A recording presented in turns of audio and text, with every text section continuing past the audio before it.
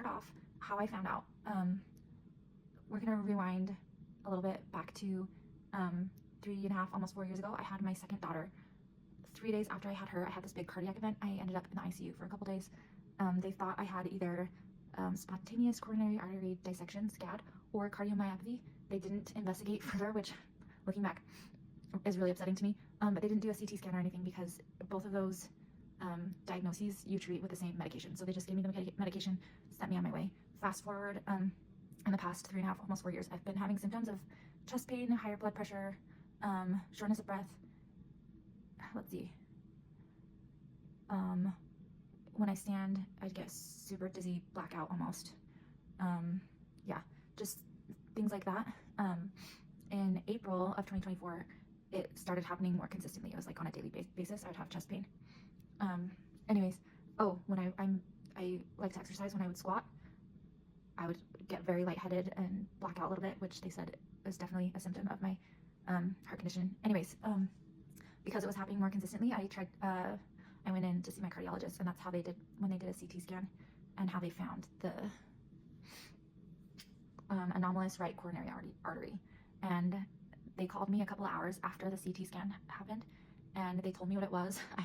They had to tell me a couple times so I could write it down, because I was just like, what are you even saying? And they told me to not exercise. I was on exercise restrictions until I talked to my doctor. Once I talked to him, he also told me to continue to not exercise because it can be life-threatening. Sudden cardiac death is a symptom, I guess, of the anomalous coronary artery, especially because mine has an interarterial course. It travels between the aorta and the pulmonary artery. So after the CT scan, I met with a surgeon. I met with a couple surgeons, and they both recommended surgery. They both took my case back to like a panel of surgeons, and they all recommended surgery. So it was kind of a whirlwind. I felt very much in the dark for quite a while because there just wasn't a lot of communication between me and my doctor. I ended up finding a new doctor because of that. But during this time, I did find some Facebook groups.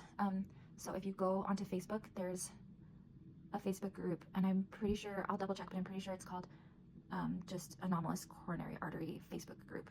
So if you search that and join that group is so helpful. There's so many people with a wealth of knowledge and experiences and support. And so if you're in this like phase of you just found out and you're just like, what the heck is going on, I would definitely join that group and ask any questions you have there, because there's so many people there who have been through it and are willing to answer questions and